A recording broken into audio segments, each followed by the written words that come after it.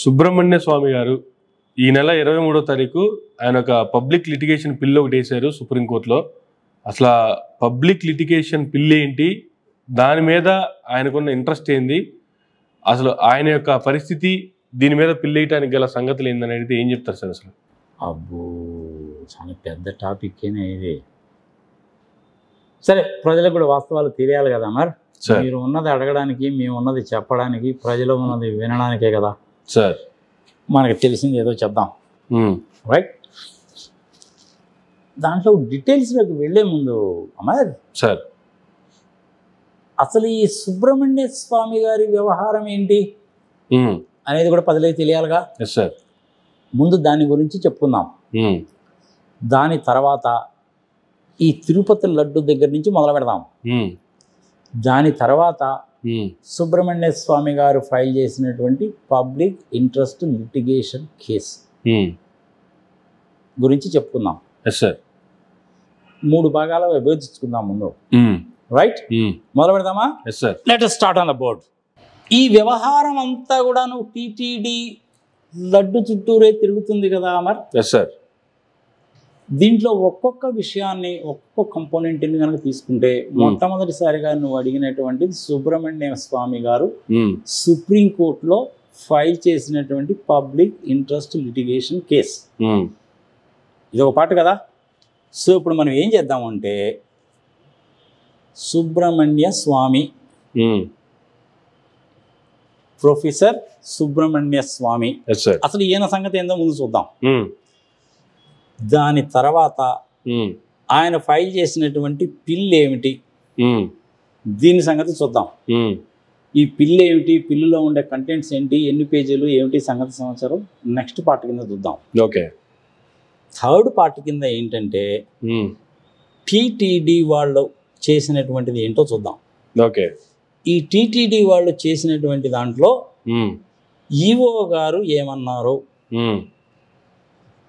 NDDP national dairy development board వాళ్ళు ఇచ్చినటువంటి reports ఏమిటి, దీని గురించి కూడాను క్లుప్తంగా ప్రజలకు చెప్దాం. ఓకే. అదే విధంగా సిబిఎన్ గారు ఏమన్నారో కూడా చెప్దాం. మళ్ళీ ఆయన కోపం వస్తుందేమో. సిబిఎన్ గారు ఏమన్నారో కూడా చెప్దాం.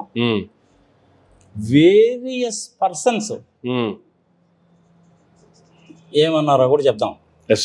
ఈ వేరియస్ పర్సన్స్లో ఏంటంటే ఇండివిజువల్స్ ఉన్నారు, పొలిటీషియన్స్ ఉన్నారు, న్యూస్ ఛానల్స్ వాళ్ళు ఉన్నారు. ఇట్లా మొత్తం బైఫర్గేట్ చేసుకుంటే కనుక ఒక్కొక్క దాని గురించి మనం వీలైనంత వరకు ప్రజలకి సింపుల్ లాంగ్వేజ్లో చెప్పడానికి ప్రయత్నిద్దాం. Now let us start with Subrahmanya Swamy garu. ఈ సుబ్రహ్మణ్య స్వామి గారు అనేటువంటి వ్యక్తి తమిళనాడు, ఐ థింక్ మదురైలో పుట్టారు. తండ్రి ఉద్యోగరీత్యా ఢిల్లీలో చదువుకున్నారు. 26 సంవత్సరాలకి 26 సంవత్సరాల కల్లా హార్వర్డ్ యూనివర్సిటీలో ఎకనామిక్స్లో పిహెచ్డి డిగ్రీ సంపాదించాడు. ఓకే. సామాన్య మానవుడు కాదు. కేవలం 3 నెలల్లో 500 లెటర్స్ ఉండేటువంటి చైనా భాషని రాయడము, చదవడము, మాట్లాడడము నేర్చుకున్నాడు. Okay. Okay.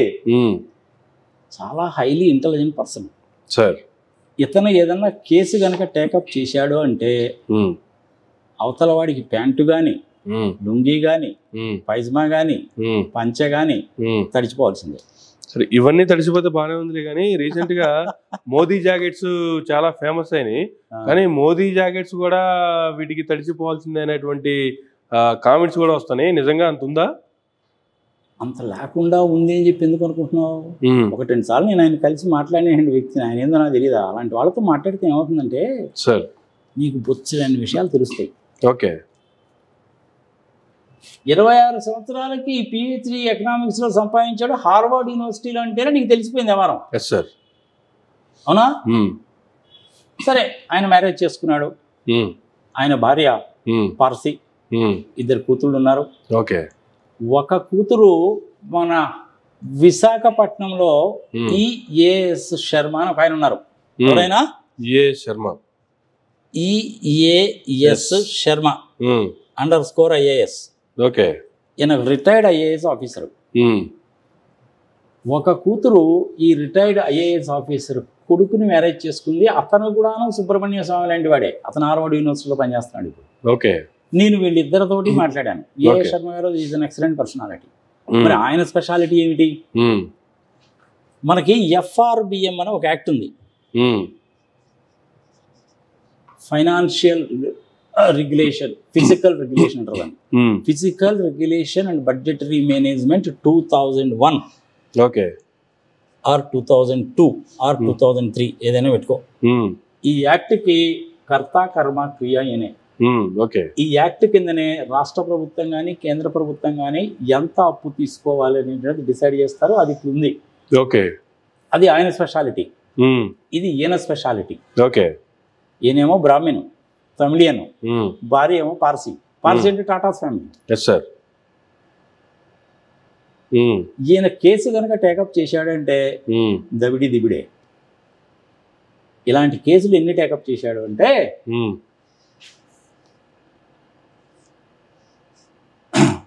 Jayalalithaa JL case take up చేశాడు. Yes sir. జైలుకి పోయింది. ఇంకొక ఆమె ఈమె శిష్యురాలు ఉంది, శశికళ SK అని పెడతాం. ఈమె జైలుకి పోయింది. రాజా, కనిముల రాజా, ఈడు జైలుకి వెళ్ళి బయటకు వచ్చాడు. అట్లనే మన నేషనల్ హెరాల్డ్ అని ఒక పేపర్ ఉంది, ఓల్డ్ పేపర్. ఈ కేసు కూడా ఈయనకు సంబంధించింది, ఈయన హ్యాండిల్ చేశాడు. ఇట్లా చాలా కేసులు ఈయన హ్యాండిల్ చేశాడు, గెలిచాడు. కానీ లాయర్ కాదు. ఓకే. రామ్ జెత్మలానీ లాంటి వ్యక్తులతోటి కూడా తలపడ్డటువంటి వ్యక్తి. ఓకే. అరుణ్ జైట్లీ తోటి తలపడేటువంటి వ్యక్తి. నాకెవరు లాయర్ అక్కర్లేదు, నేనే వాదించుకుంటాను అని చెప్పి వాదించి జైలు పాలన్నా అవుతారు, జైలు శిక్ష అన్నా పడుతుంది, పెనాల్టీ అన్నా కట్టాల్సి వస్తుంది. ఎకనామిస్ట్ ఆయన గుర్తుపెట్టుకోవాలి అది. కానీ లాలో మంచి దిట్ట. ఓకే. కేసు టేకప్ చేశాడు అంటే వదిలిపెట్టే సమస్య లేదు. ఓకే. ఇంకెవరు కూడా పనికిరారు. ఇది ఆయన స్పెషాలిటీ. ఓకే. ఇది ఆయన వియ్యంకుడు స్పెషాలిటీ. ఈ ఫ్యామిలీస్ అందరూ ఎలా ఉంటారంటే ఇలాగే ఉంటారు. ఓకే. వాళ్ళకి కులము, మతము, ప్రాంతము, దేశము ఏమీ సంబంధం ఉండదు. కానీ దేశం కోసము ఏది చేయడానికైనా సరేగాక వెనుకాడు. అది వాళ్ళ స్పెషాలిటీ.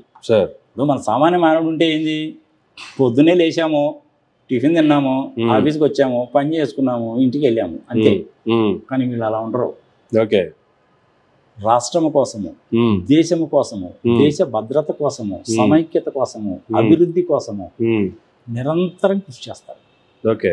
ఏ పని చేసినా కానీ దేశము అనేటువంటి దాన్ని గుర్తు పెట్టుకొని చేస్తారు, కానీ స్వార్థము అనేటువంటిది ఉండనే ఉండదు. ఓకే. ఆ లెవెల్కి మనం వెళ్ళాలి అని ట్రై చేయడంలో ఏమీ తప్పు లేదు.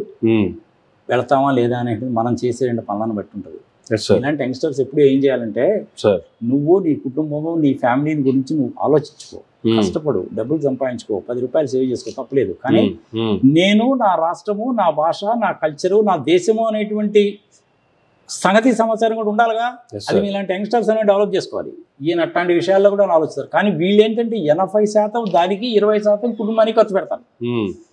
మనం ఏంటి 95% ఏమో మన కోసం, నేను నా పిల్లలు ఇంతే. ఆ మిగిలిన 5% దేశం గురించి కనుక ఆలోచిస్తే మనం పిచ్చోడం చూసినట్టు చూస్తారు, కిందేమో దిక్కుమాలని కామెంట్స్ పెడతారు, వదిలి పట్టించుకోవాల్సిన పని లేదు. ఇంతవరకు చాలుగా సుబ్రహ్మణ్య స్వామి గురించి. ఇప్పుడు ఇదే సుబ్రహ్మణ్య స్వామి గారు ఏం చేశారంటే, పబ్లిక్ ఇంట్రెస్ట్ లిటిగేషన్ కేసు అనేటువంటిది సుప్రీంకోర్టులో వేశారు. ఓకే. ఇంకొక విషయం కూడా చెప్తా ఈయన గురించి. 3 నెలల్లో చైనా భాష రాయడము, మాట్లాడడము, చదువుకోవడం నేర్చుకున్నాడా? అంతకుముందు మనము కైలాస పర్వతాన్ని కనుక దర్శించుకోవాలి అంటే చైనా లోపల నుంచి వెళ్ళాల్సి వచ్చేది. ఓకే. ఈయన విషయంలో ఇంటర్ఫియర్ అయిన తర్వాత చైనీస్ గవర్నమెంట్ తోటి మాట్లాడి ఆ రూట్లో మనము ఎటువంటి ఇబ్బంది లేకుండా పోయేటువంటి ఫెసిలిటీ ఈయన మూలకంగానే వచ్చింది. ఓకే. సరే, ఇప్పుడు మనం సపరేట్గా కైలాసం వెళ్ళడానికి, కైలాస పర్వతం దగ్గర నుంచి చూడడానికి మనం సపరేట్గా రోడ్డు వేసుకుంటున్నాము. చార్ధామ్లో అది కూడా ఒక పార్ట్ 2 సంగతి, ఇది బాగానే ఉంది. ఓకే. సో అట్లా చైనీస్ గవర్నమెంట్ని కూడా ఒప్పించగలిగినటువంటి వాడు. చైనా వాళ్ళకి మనకి ఎక్కడైతే బార్డర్ ఇష్యూలో తేడా వచ్చిందో, అంటే ఇది పాయింట్ నెంబర్ 4 గాల్వాన్లో సచిన్ గ్లేషియర్ దగ్గర, అరుణాచల్ ప్రదేశ్ దగ్గర తగాదలు వచ్చాయో, ఆయన చాలా తీవ్రంగా మన భారత ప్రభుత్వందే తప్పు అని తప్పుపడతారు. ఓకే. మోడీ గారు 18 సార్లు వెళ్ళారు, మీటింగ్లో కూర్చున్నాడు, చైనా ప్రెసిడెంట్ కూడా వచ్చాడు, సముద్ర తీరంలో ఉయ్యాలు ఉక్కుంటూ జీడిపప్పులు తినుకుంటూ ముచ్చలో చెప్పుకున్నారు, వ్యవహారం ఏమీ తేలడం లేదు అని చెప్పి మోడీ గారిని కూడా వదిలిపెట్టాడు. అందుకనే నేను చెప్తుంది, ఈ పర్టికులర్ కేసులో సుబ్రహ్మణ్య స్వామి గారు కానీ దిగారు అంటే ఇంకా మన బాలకృష్ణ డైలాగే, దవిడి దివిడే. నీ ఊరికి వచ్చా, నీ ఇంటికి వచ్చా, నీ బెడ్రూమ్కి వచ్చా, ఇంకా అదే వ్యవహారం అన్నమాట. ఎవ్వరు ఏమీ చేయలేరు. మరి ఇప్పుడు అసలు ఈ పబ్లిక్ ఇంట్రెస్ట్ లిటిగేషన్ కేసు ఏంటి?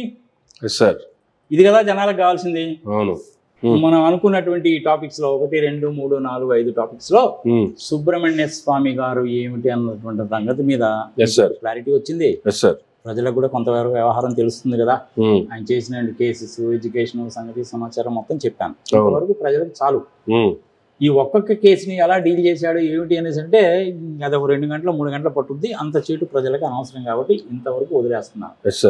జయలలితని జైలుకు పంపించడం, ఈమె శశికళని జైలుకు పంపించడం, రాజా గారి సంగతి ఏంటి, న్యూస్ హెరాల్డ్ సంగతి ఏమిటి, ఇట్లాంటి కేసులు చాలా ఉన్నాయి.